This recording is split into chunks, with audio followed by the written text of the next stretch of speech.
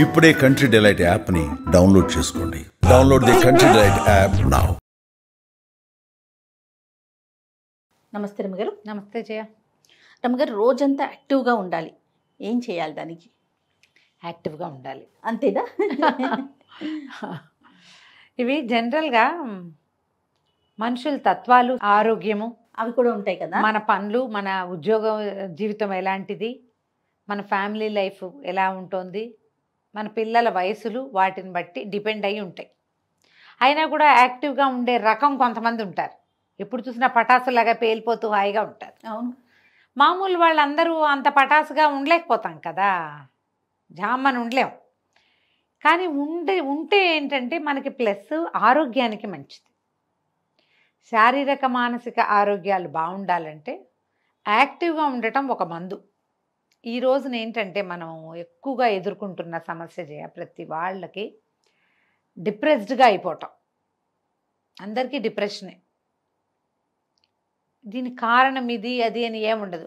ఏదో మామూలుగా ఇప్పుడు మనం ఈ మధ్య ఎవరితోటో మాట్లాడాను నేను, మన కేసు కాదు, జనరల్గా ఎప్పుడు విసుగ్గా ఉంటుంది, ఏదో ఒక నొప్పి, ఏడుపు వస్తుంది, అన్నిటికీ ఏడుస్తారు, పీరియడ్స్ ముందు ఎక్కువ ఏడుపుగా ఉంటున్నారు, ఏ పని చేయట్లేదు, సరిగ్గా చేయటం లేదు, ఇలాంటివేవో కంప్లైంట్లు. డాక్టర్ దగ్గరికి వెళ్తే ఈవిడ డిప్రెషన్లో ఉందని చెప్పాడు డాక్టర్. డిప్రెషన్కి ఏమీ లేదు, ఇల్లు వాకిలి బాగున్నాయి, అమ్మా నాన్న ఉన్నారు, అత్త మామ ఉన్నారు, భర్తతోటి బాగానే ఉంది, 2 పిల్లలు ఉన్నారు. ఎందుకు డిప్రెషను ఏమిటో ఆవిడకి తెలియదు. రీజన్ తెలియని డిప్రెషన్లో ఉంటున్నాం మనం ఇప్పుడు. మీరందరూ ఆలోచించుకోండి, మనం కూడా ఇదే స్థితిలో ఉన్నామని. ఏమి చేయబుద్ధి కాదు, బేసిక్ లక్షణాలు. పని చేయబుద్ధి కాదు, సాటిస్ఫాక్షన్ ఉండదు, తినబుద్ధి కాదు, లేదు తినాలే అనిపిస్తుంది, ఎంతసేపు బయటికి వెళ్ళిపోదాం అనిపిస్తుంది, లేదా అస్సలు బయటికి వెళ్ళబుద్ధి కాదు. ఎన్ని పనులు చేసినా చాలనట్టు అనిపిస్తుంది ఒక రకం, ఏ పని చేయబుద్ధి కాదు ఇంకో రకం. ఎవరైనా వస్తే వీళ్ళు ఎందుకు వచ్చారా దేవుడా అనిపిస్తుంది, రాకపోతే ఎవరు లేరు నేను ఒంటరిగా ఉన్నాను అనిపిస్తుంది, నిద్ర పట్టదు, ఊరికే మెలకు వచ్చేస్తుంది, లేదా విపరీతంగా నిద్రే, మంచం దిక్కండి అట్లా పడుకోవాలనే ఉంటుంది. ఇవన్నీ కూడా డిప్రెషన్ లక్షణాలే. ఇంకా ఇవి కాకుండా ఇంకా 100 ఉంటాయి. ఊరికే కోపం రావటం, ఊరికే ఏడుపు రావటం, నైరాస్యం, ఏ పని చేత పట్టకపోవటం, ఎండ్ రిజల్ట్ దాకా పని చేయలేకపోవటం, ఇవన్నీ కూడా అందరూ ప్రతి వాళ్ళు ఇందులోకి వెళ్తారు చేయాలి. ఇది ఒక సహజమైనది. జ్వరం వచ్చాక ఒక నిస్త్రాన్ని వస్తుంది చూడు, అవును, అలాగా ఇవి పెద్ద పెద్ద పనుల తర్వాత రావచ్చు.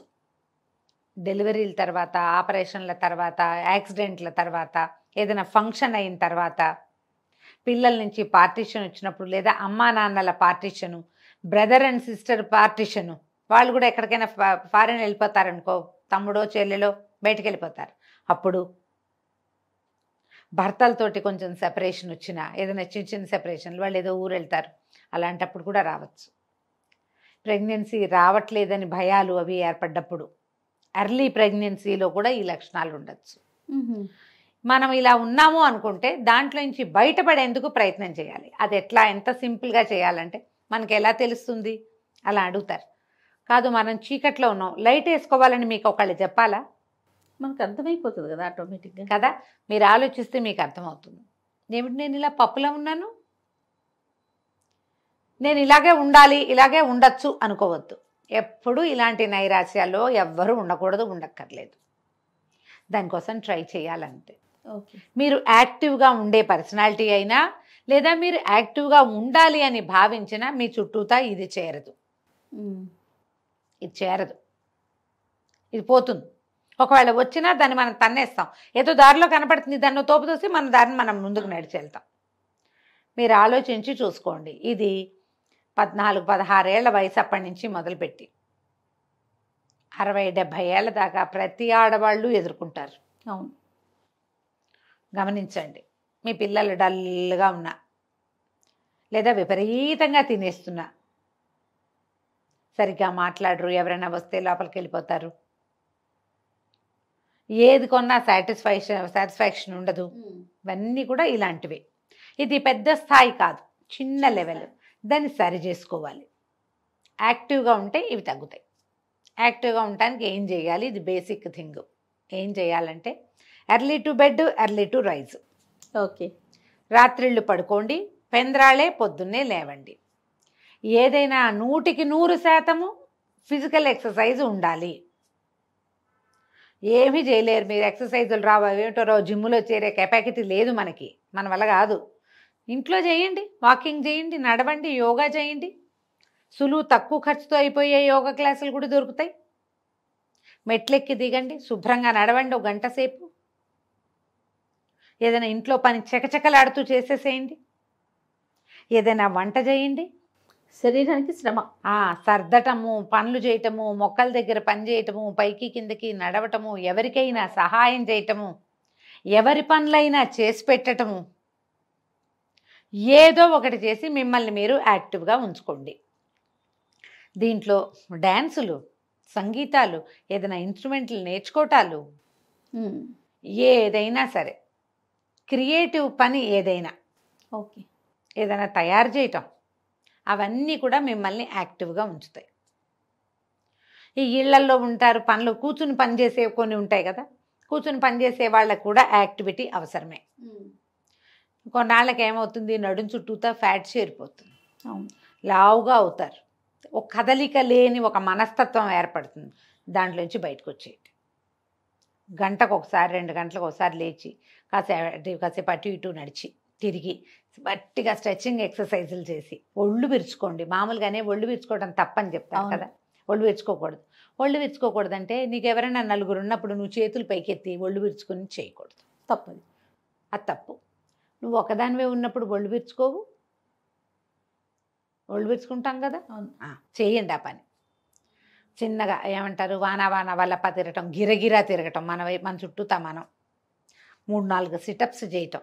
ఇది ఒకసారి ప్రాక్టీస్ చేయండి, మీకు తెలుస్తుంది అసలు ఒళ్ళు విరుచుకుంటే వచ్చే జీవిత సౌఖ్యం ఏమిటి అనేది. అది చేస్తే కానీ తెలీదు. నిజం చేయ స్ట్రెచ్చింగ్ ఎక్సర్సైజు ఎంత బ్లడ్ ఫ్లో పెంచుతుందో తెలుసా శరీరంలో. చాలా రోజుల క్రితం చిన్న ఎక్సర్సైజ్ చేయండి అని ఒక వీడియో చేసాం, అది విపరీతంగా వైరల్ అయింది, బాగా కొన్ని లక్షల వ్యూస్ ఉన్నాయి దానికి. అవును, నిజంగా. చిన్నప్పుడు వాన వల్లప్ప తిరిగేవాళ్ళం. ఎవరికైనా వాన వల్లప్ప తెలుసా? ఎందుకు తెలియదు రమ్మగారు? అది తెలుసా? నాకు తెలుసు. అదేమిటో గుర్తు చేసుకుని చేయండి తప్పకుండా, హ్యాపీగా. ఒక్కసారి గిర్రుమని బొటన వేలు మీదో, కాలి వేలు మీదో, కాలి మడవ మీదో మీ చుట్టూతా మీరు తిరిగి చూడండి. ఒక్కసారి 2-3 ఏళ్ల వయసు తగ్గిపోతుంది. ఎంత బాగుందో కదా వినడానికి, చాలా బాగుంది. అదే, బాగా ఒళ్ళు తోముకొని స్నానం చేయండి. ఈ ఒళ్ళు తోముకోవటానికి మంచి మంచి సాధనాలు దొరుకుతున్నాయి ఇప్పుడు. నేనైతే చక్క తెల్లటి టవల్తో తోముకుంటే చాలా హాయిగా ఉంటుంది అనుకుంటా. బాడీ స్క్రబ్ ఇప్పుడు మనం కొనుక్కొచ్చి అదేమిటో చేద్దాం అనుకోవద్దు. ఇంట్లో పాత తువ్వాలు, ఏదైనా టర్కీ టవల్ ఇంత ముక్కుంటే చాలు, దాన్ని శుభ్రంగా నీళ్ళలో పడేస్తే 5 నిమిషాలు నానిపోతుంది. దాన్ని పిండేసి దాంతో బాగా తోమండి. ఒళ్ళు తోముకుని స్నానం చేసి అబ్బక్కర్లా. మొహము, మెడ, చెవులు ట్యాన్ ఎలా పోతుందో దాంతో. నెక్ ట్యాన్ ఉంటుంది మెడ దగ్గర, ఒక రకంగా మనకి భుజాల రంగు ఈ రంగు అంత మందంగా ఉండకూడదు, అది బరగ్గా ఉండద్దు, కొంచెమే బరగ్గా ఉండాలి, కొద్దిపాటి బరక. మీరు ఒళ్ళు కూడా పరపరలాడించకూడదు, తోమాలంతే, బలం పెట్టాలి. అప్పుడప్పుడు ఒళ్ళు నలుగు పెట్టుకోండి, మీకు యాక్టివిటీ పెరుగుతుంది, యాక్టివ్గా అవుతాం మనం. చెయ్యండి సరిగ్గా, శుభ్రంగా మంచినీళ్ళు తాగటం, ఏదైనా ఎనర్జీ డ్రింక్స్ తాగటం. ఎనర్జీ డ్రింక్ అంటే మళ్ళీ అదేదో కొనుక్కు రావద్దు, ఈజీ సింపుల్ మెథడ్ చెప్తాను చూడు. కొంచెం చల్లటి నీళ్ళు, కుండలో నీళ్ళు, నిమ్మరసం పిండండి, ఓ చిటికెడు ఉప్పు వేయండి, ఓ 2 స్పూన్లు పంచదార వేయండి, తాగేసేయండి అంతే హాయిగా. వేడి నీళ్ళల్లో కాస్త కరివేపాకు వేయండి, నీళ్ళల్లో కాస్త కరివేపాకు కానీ పుదీనా కానీ వేస్తే 1 నిమిషం పొయ్యి మీద ఉంచితే చాలా లైట్ గ్రీన్ కలర్ వస్తుంది, తాగేయండి. అవి మిమ్మల్ని ఎనర్జెటిక్గా ఉంచుతాయి తప్పకుండా. ఈ మామూలు నీళ్ళలోనే ఓ కీర ముక్క, ఓ క్యారెట్ ముక్క, ఓ బీట్రూట్ ముక్క అట్లాంటివి పడేసుకుని, కీర నాకైతే నచ్చదు, బీట్రూట్ కానీ ఏమైనా వేసుకుంటే హాయిగా ఉంటుంది, చాలా హాయిగా ఉంటుంది. అలాంటివి ఏమైనా తాగండి. మీకోసం మీరు ఏం చేయగలరో ఆలోచించండి. మామూలుగా మన కోసం మనం ఏం చేస్తాం మనకు కొన్ని తిండి ఇష్టం, ఏవో తింటాం కదా, ఏవో తింటాం, ఏవో తాగుతాం, అందరం చేస్తాం కదా. ఇది ఈ అందరం చేసే సహజమైన దాన్ని స్పెషల్గా చేసుకోండి మీకోసం. రమ్మగారు మీరు తిండని కానీ నాకు పునుగులు గుర్తొచ్చింది. నీకేమో బెజవాడి పునుగులు ఇష్టం అది కదా. మీకు జిలేబీ, నా పునుగులు రెండు గుర్తొచ్చినాయి నాకు.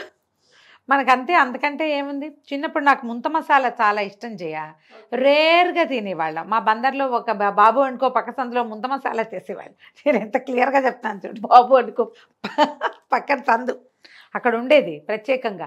ఎప్పుడో తినేవాళ్ళం, ఎందుకంటే మా ఇళ్లలో ఉల్లిపాయలు అవి ఏమి ఉండేవి కాదు కదా, మా తిండిలో లేదు. రేర్గా అదితో టిగ్లింగ్గా ఉండి ఒక సరదా వస్తుందన్నమాట. సుగంధి చోడా బందర్లో ప్రత్యేకాలు ఇవి. తర్వాత తాతారావు గారి మిఠాయి కొట్ల నుంచి బందర్ హల్వా ఒకటి, బందర్ హల్వా. హల్వా ఇప్పటికీ ఫ్యాన్సీయే. నాకు తొక్కుడు లడ్ల మీద ఫ్యాన్సీ ఉండదు, పెద్ద నచ్చదు, తనకి పిండి కదా. బందర్ హల్వా ఒకటి ఎక్సలెంట్గా. అప్పట్లో భాస్కర్ విలాస్ అని మా అన్నయ్య ఫ్రెండ్ వాళ్ళ ఇది ఉండేది. భాస్కర్ విలాస్ రాము ఆయన ఫ్రెండ్, మా అన్నయ్య ఫ్రెండ్ అనమాట. అక్కడ ఒక ఇది చేసేవాళ్ళు, ఏమంటారు మన ఫ్రూట్ సలాడ్ తినడానికి ప్రత్యేకంగా వెళ్ళేవాళ్ళం. ఇళ్లలో ఫ్రూట్ సలాడ్ చేసుకోవచ్చు అని తెలియని కాలం అది. అక్కడికి వెళ్ళి తినేవాళ్ళు. అక్కడ ఐస్ క్రీమ్ కూడా ఉండేది. ఎప్పుడో 3 నెలలకి 4 నెలలకి పోయి అక్కడ ఐస్ క్రీమ్ తింటే హబ్బో 3-4 రోజులకు సరిపడా ఎనర్జీ వచ్చేది. అలాంటివి ఇప్పుడు ఎప్పుడు అవే తింటున్నాం. ఇప్పుడు బయట తిండి ఎక్కువైపోయింది మనకి. ఎప్పుడు ఏదో ఒకటి తింటే ఆర్డర్ చేస్తే ఇళ్ళకి వచ్చేస్తాయి. అలాంటివి కాదు. మీకు చమక్కమనిపించే చిన్నప్పటి టేస్ట్ ఏదైనా ఉంటే దాన్ని పెట్టండి, దాంతో మీరు యాక్టివ్గా అవుతారు. చక్కగా సుగంధి పాలు లాంటివి తాగండి, రూఅఫ్జా లాంటివి తాగండి, బోల్డ్ ఉన్నాయి. అవును, మిమ్మల్ని యాక్టివ్గా ఏది చేస్తుందని మీకు అనిపిస్తుందో దాన్ని వన్స్ ఇన్ ఏ వైల్ చేయండి. డ్యాన్స్ చేసేయండి, కావాలంటే మీ ఆయన కూడా నేర్పించండి. సూపర్. ఏదో ఒకటి చేయండి, చేసి యాక్టివ్గా ఉంచుకోండి. దీనివల్ల ఏంటంటే మీకు మెంటల్ హెల్త్ బాగుంటుంది. ఈ పిచ్చి చిన్న నసల్లోకి మీరు వెళ్ళకుండా ఉంటారు.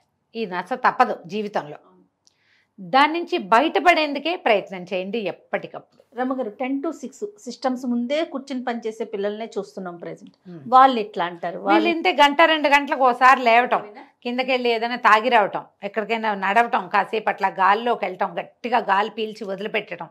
ఒక 5-6 సార్లు ఫుల్గా గాలి లోపల తీసుకోవాలి, మళ్ళీ బాగా వదిలిపెట్టాలి. అప్పుడు ఏమవుతుంది, ఎనర్జైజ్ అవుతుంది బాడీ. అటు ఇటు తిరిగి కాస్త చిన్న స్ట్రెచ్చింగ్లు చేయటం, వంగి ఏదైనా తీయటం, ముందుకి వెనక్కి ఇట్లా బాడీ ముందుకు వంచడం, వెనక్కి వంచడం, ఓ 2-3 సార్లు చేసేసరికల్లా యాక్టివ్గా అవుతారు. మీరేం చేస్తారు, ఇలా కూర్చునే వాళ్ళు ఇంత తినకండి, ఇంతంత తింటూ ఉండండి. ఇంత తింటే అంతేమీ ఒళ్ళు రాదు. అంత కదలకుండా కూర్చున్నప్పుడు ఎక్కువ తినేస్తే కడుపు నిండా తిన్నామనుకో ఇప్పుడు కష్టం. చిన్న బైట్స్ కనుక తీసుకుంటే ఏదైనా స్మాల్ బైట్స్లో ఏవైనా కొంచెం తినచ్చు. ఎక్కువ వెయిట్ రాని పదార్థాలు కనుక తింటే మనం ఈ ఫ్యాట్స్ లేకుండా బాగానే ఉంటుంది, యాక్టివ్గానే ఉంటారు మీరు కూడా. కానీ వారంలో ఒక 2-3 రోజులైనా కనీసం ఒక మంచి ఎక్కువ ఎక్సర్సైజ్ ఉంచుకోవాలి ఎవరైనా సరే, అంతే కదా. రైట్ రమ్మ గారు, నమస్తే. నమస్తే.